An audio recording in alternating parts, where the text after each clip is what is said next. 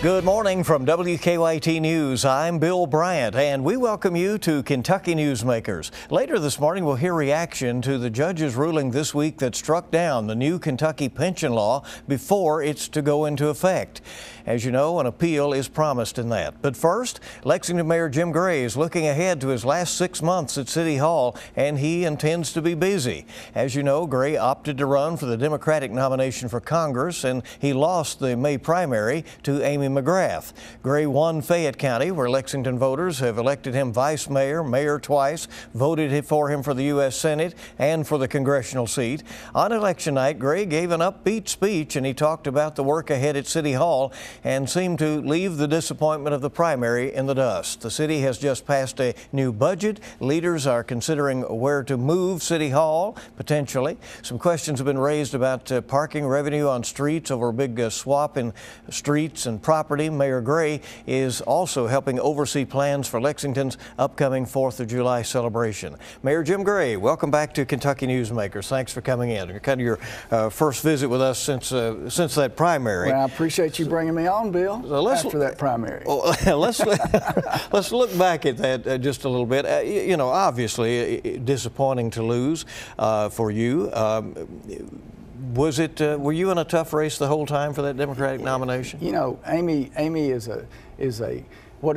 tough as new rope, and that's really compelling. She's a great candidate. I always believe that, you know, you should get up to the plate and you should swing at the ball, and that's the way I felt about in business, and that's the way I felt about politics as well.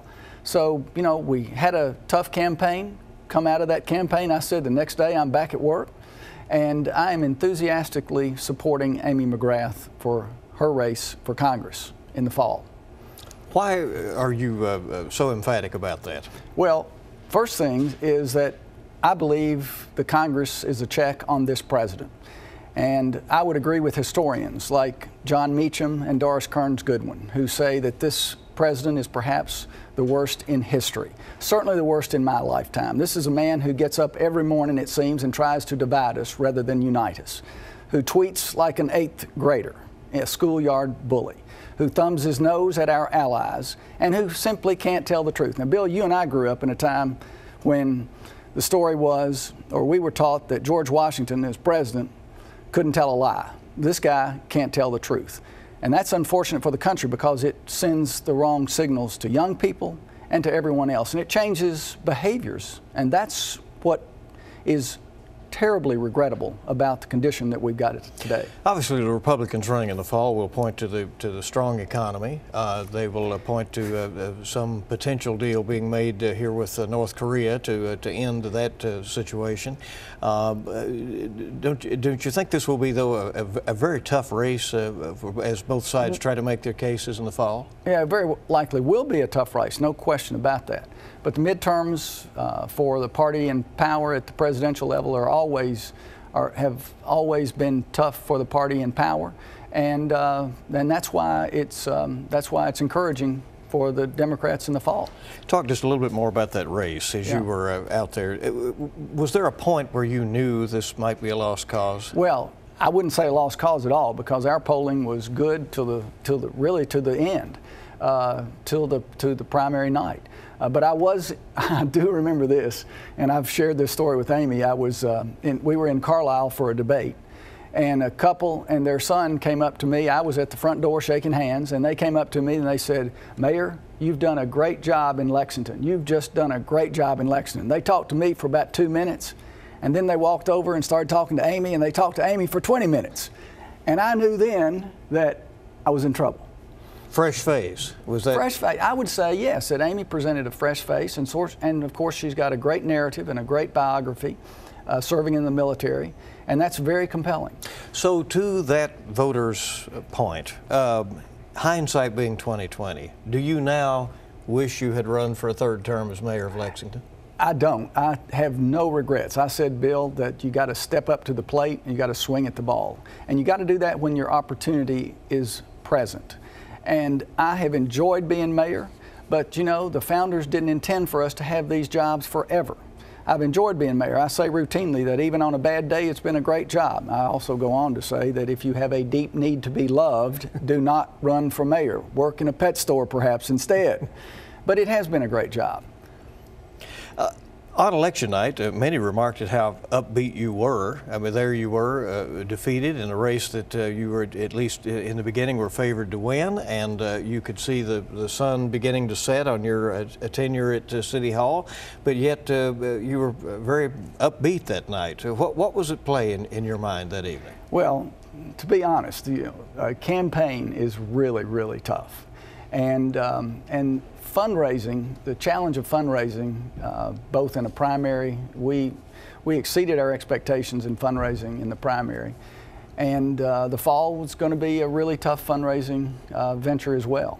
So I can tell you that there is some relief when you know you don't have to wake up every morning and raise $3 to $5 million.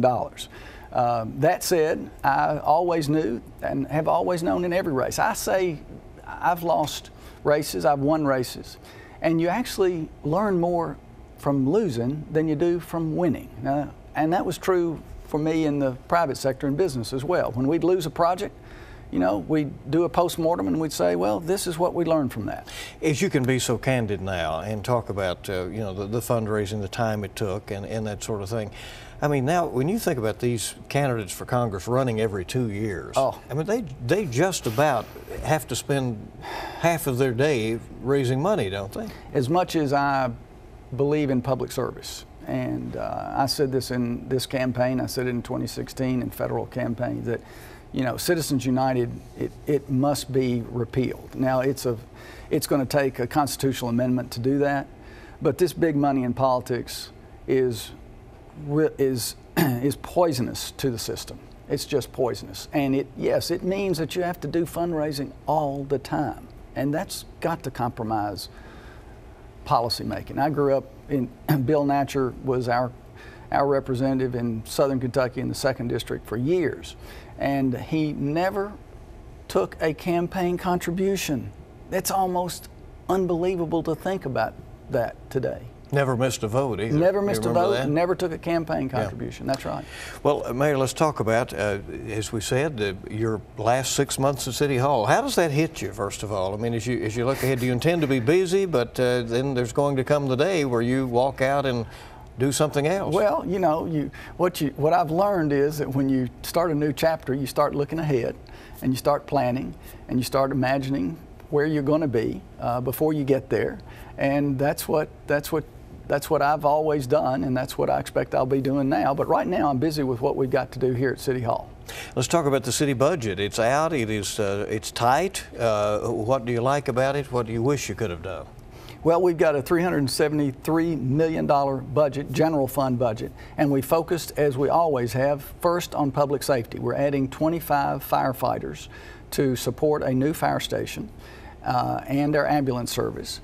We've got $100,000 in the budget to assist with our schools and metal detectors at our schools. And that's important. It shows this partnership that we've got with our schools. We've got a convention center that's almost ready to break ground. The refurbishing of our convention center, essentially creating a new convention center and adding exhibition space. And we've got $20 million up to $20 million in the budget to support the convention center. We're expecting groundbreaking on that not too far away. We've got almost $2.6 million for parks all across our city, and importantly, Bill, $100,000 in the budget for a statue commemorating women, honoring women, and commemorating the 19th Amendment to the Constitution, which gave women the right to vote. And that will be placed where? Well, that decision's not made yet. Those who are advocating, including council members Jennifer Massotti and Kathy Ploman, they're leading this effort. And that decision I don't think is made yet, nor what it will look like yet. Right. What would you like to have seen in the budget that you were not able to do? That, as you say, that even though the economy is strong, still there are limitations on the way revenue can be collected in cities. Right. There's always limitations and there's always constraints. And I would say that I think we, on balance, we really got in this budget what we really needed. Are you concerned about the pension costs possibly changing, given that with this constitutional amendment, the ruling from the judge saying it is not constitutional, the new pension law, it's a little bit of uncharted territory for cities, isn't it? It is uncharted territory for cities. You know, Bill, 7 years ago, 6 years and 7 years ago, we fixed our police and fire pension in Lexington, and I was really proud of that. Proud of it today. It was characterized as the most effective pension reform in the country, so we know what it's like to fix a pension. I know what it takes to get that done. And yes, we need to be planning for, and we are planning for, when those decisions are made, Lexington is prepared. Now, with being able to look at things as former vice mayor and now as a longtime mayor, what do cities need, in your view, in terms of flexibility from state government to be able to? For instance, the larger cities cannot do a restaurant tax, and the smaller cities have those. Yeah, right. And some mayors say that they think that should be across the board. Well, I can say it can be terribly disappointing when at the state level, at the legislature, decides to penalize cities for actually being the economic engines for the state. And that happens sometimes that happens too routinely. Now sometimes, we get help as well. We got some help. We got some help on our convention center from the governor and from the legislature. But too often it's like you almost have to play catch up, and you have to work in a terribly patient way. Sometimes that's okay and that's good, but it's almost like there's a effort to penalize cities sometimes. Well, you're going to have to put this new tax on admissions to pools, right? The service tax is being extended. That came from the state. That's an example of what comes from the state, and it's pushing it off. It's instead of going ahead and dealing with it and biting the bullet at the state level, where these problems have been proverbial, they've kicked the can down the road for years at the state level, and then they'll try to push it off on municipalities and cities, and that's just not fair. The city of Lexington and the state have worked out something, though, on the street swap, property street swap, land deal, whatever you want to call it. Can you explain that, though, to people? I think people are confused. It's like, well, that street's in Lexington, I know that. Why is it not a city street? And what is that deal? Well, it's a really good deal. It's actually where the university has stepped up and said, we've got available land, which the city needs for manufacturing, for advanced manufacturing, for technology purposes. The university has up almost 250 acres, including 50 acres at Coldstream and then 200 acres off Georgetown Road. Those 250 acres are now available for the city to develop for advanced manufacturing sites, for technology sites, high technology sites. And in exchange for that, the university is going to have the ownership and the governance over some streets in and around the university. And this gives them the opportunity. As I say, it's a win-win-win. It helps us preserve our signature bluegrass farmland because this 250 acres is inside the urban services boundary. It encourages pedestrian safety, and then on balance, it's good for everyone. Well, now an issue has been raised, and it creates jobs. That was my third, the win-win-win. It creates jobs. There's also been an issue raised, though, about the money that's collected from parking meters and parking along some of those streets. Right. That is then applied to the city parking garages, and apparently that hasn't been worked out in the deal. Well, I was just talking to Jim Fraser, who's the chairman of the parking authority, yesterday, and Jim was, and we were saying that You can't let $200,000, of course, get in the way of a equivalent of a $30, $40, $50 million deal. And I'm confident that we'll be able to work that out. Do you hope to recoup some of that money?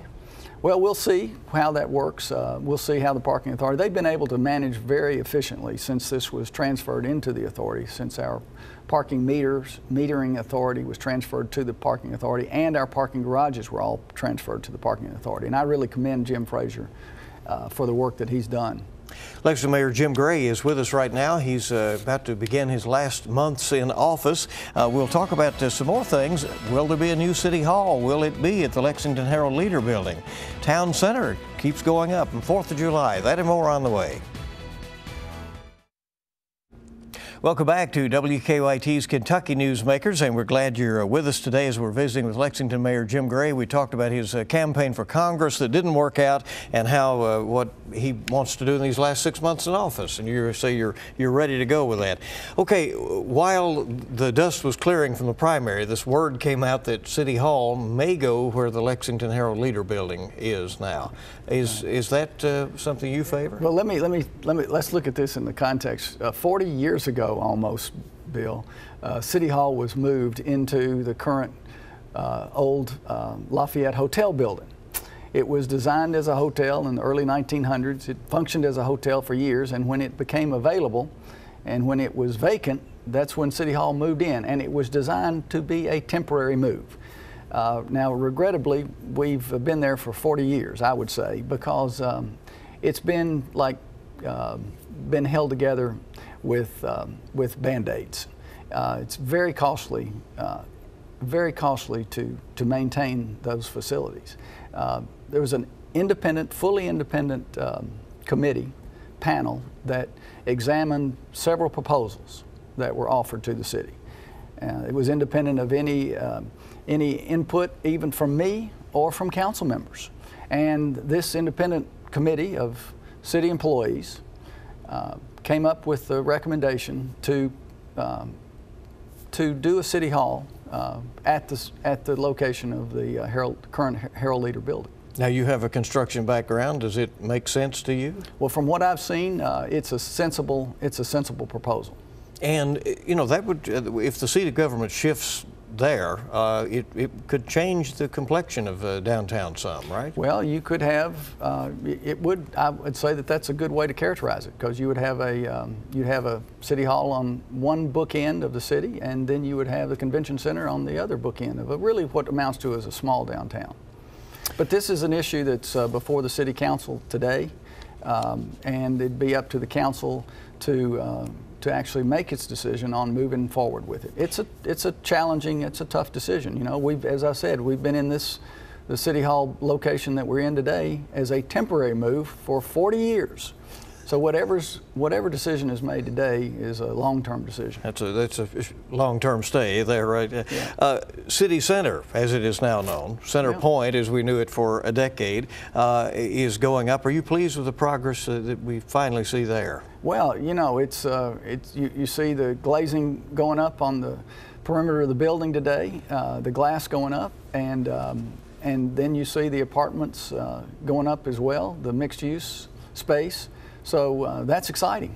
Yeah, it's exciting to see that the project has materialized. And sometimes, you know, in fairness, sometimes it takes a long time. And you have to remember that that project went through a lot of turbulence at the beginning. There were folks that didn't agree that the 18 buildings on the site should be removed, some of them historic, and it went through the recession. So the developers had to get through a lot of turbulence in order to get to the place they are today. You did not run for re-election. 7 people did run for mayor. The 2 who came through the primary, Linda Gorton and Ronnie Baston, you have both worked with. Do you intend to endorse a candidate for mayor in this campaign? Well, let me say this about that, Bill. There are some projects that I believe in really strongly. The town branch, where we're going to be breaking ground in just a few weeks. The convention center. So there are some really important projects that the city has. Metronet, the new high-speed internet project. So I'm going to be talking with the candidates. I think a lot of both of them, and we'll see where that goes. So based on what you hear, there's a possibility you will endorse. What I'm saying is that we're going to be having I'm going to be having some conversations, and we'll just see where things go. 4th of July, always a big event in Lexington, and lots of plans are being made by the City Hall right now. A lot of plans being made always. 4th of July is a big deal. Actually, next week is the Pride Festival downtown. Right. So you've got and then you've got the 4th of July. Got the pie contest at noon on July the 3rd at Cheapside. Patriotic concert at Transylvania at 8 p.m. on July the 3rd. And my notes remind me of the parade, of course, downtown on July the 4th at 2 p.m. And fireworks are going to be downtown this year at 10 p.m. on July the 4th. Mayor, thanks for coming. We know you'll be busy. We'll have you back before you go. We want to hear your plans for the future. All right. Thanks, Bill. And we will hear some reaction to the court ruling this week that struck down Kentucky's new pension law. Back in a moment. Welcome back to Kentucky Newsmakers on WKYT. A ruling this week by Franklin Circuit Judge Philip Shepard struck down the state's new pension law. Attorney General Andy Beshear had challenged it. Governor Matt Bevin is appealing it and is criticizing the judge's ruling. And you'll be hearing from the Attorney General Beshear, the KEA's Stephanie Winkler, and Governor Matt Bevin in response to that ruling in this clip. Good afternoon. Today's ruling is about 200,000 active and hundreds of thousands of retired public servants, including teachers, police officers, firefighters, social workers, bus drivers, and every other state, county, city, and school system employee. These public servants have been disrespected. These public servants have been called names. They've been accused of causing harm to our children. And they were betrayed by their government that acted behind closed doors and in the dark of night. But we fought back, and Kentucky's public servants have won. Today's ruling holds the General Assembly violated Kentucky's Constitution when it turned an 11-page sewer bill into a 291-page pension bill and passed it in just 6 hours with no public comment or participation. The public simply cannot be shut out of the legislative process. It's my hope that today's ruling sends 2 clear messages to the Commonwealth's governor and its legislative leaders. First, in the Commonwealth, when you make a promise, you keep it. We promised our teachers, firefighters, social workers, police officers that if they dedicate their lives to public service, teaching our children, protecting our families, serving the neglected, that we would guarantee them a good retirement. The Commonwealth must keep that promise. Second, the Kentucky Constitution creates a government that serves the people and never shuts them out. Today's ruling is a step towards giving Kentuckians that government that they're entitled to under the Constitution and that they deserve. I want to quickly thank my team that worked on this, Latasha Buckner, Travis Mayo, Sam Flynn, Mark Ferris, and of course, the Deputy Attorney General, Michael Brown. I now want to turn it over to KEA with Stephanie Winkler. Thank you. I just can't be more happy and excited for our public employees, especially our employees in our public schools that are vital to every single community in the state and Commonwealth of Kentucky. We, along with Attorney General and with the Fraternal Order of Police, joined together as Attorney General Beshear said, to make sure that our government works for the people. They have not been working for the people by the rules. We need to quit with corrupt government, and we need to start governing the way the citizens expect us to govern. And that's with integrity and with honesty and for the people and for our values. And when we start doing that again, there's no stopping the progress that can be made in Kentucky. I wanted to get your reaction to the pension law being ruled unconstitutional. Tell us about next steps. I think probably the only person in the legal arena in Kentucky who's less competent than our Attorney General is Phil Shepard. He is absolutely disregarding the rule of law. He's making up policy from the bench. What he has done is he failed to even rule on whether or not this violated the inviolable contract. That was the original lawsuit. Supposedly it had violated that contract. It doesn't. And he knows it doesn't, so he didn't rule on that. He made up his own reasoning, which wasn't even part of the suit. He is a participant from the bench. It's an embarrassment. He's an embarrassment to Kentucky. Phil Shepard is a stain on the legal system of Kentucky. He'll be overturned. He will be, when an actual group of lawyers and judges handle this at a higher level. The judges that will follow the law will sustain what we have done. But in the meantime, it wastes a tremendous amount of time. It wastes a tremendous amount of resources. And it's a shame. And the reality is it hurts Kentucky. We have the worst funded pension system in America. And Phil Shepard has now basically stuck it right in the eye of our retirees and said, I don't care if you get a paycheck. I don't care if we do anything. If the money runs out, good luck to you. Shame on him for that. And while the previous administration was as corrupt as any that we've had in our lifetime, and the numbers of people that were in that administration are increasing every day that are going to federal prison for embezzlement and bribery and corruption, it doesn't get a lot of coverage. But the Bashirs are a corrupt family, and they have been for a long time, and they're involved in this, and they pretend that their fingerprints are not on it. But it's amazing how many of the people that they've appointed, many of the people that they've hired, all the people that were contributing money to them are the ones that are actually now going to prison. This is what I'm here to clean up. My job as the governor of Kentucky is to clean up the corruption, to clean up the stink that's been left behind, and to basically create jobs and opportunity for people. And that includes saving a pension system that is the worst funded pension system in America. And so these are harsh words to some, and people are offended at the idea that you would call the truth the truth. But the truth matters, and in the end, the truth will prevail. And Attorney General Beshear chose not to respond to the governor's comments when we reached out after that. Thank you for joining us for this edition of Kentucky Newsmakers. We'll see you bright and early this week on WKYT This Morning, and hope you make it a good week ahead.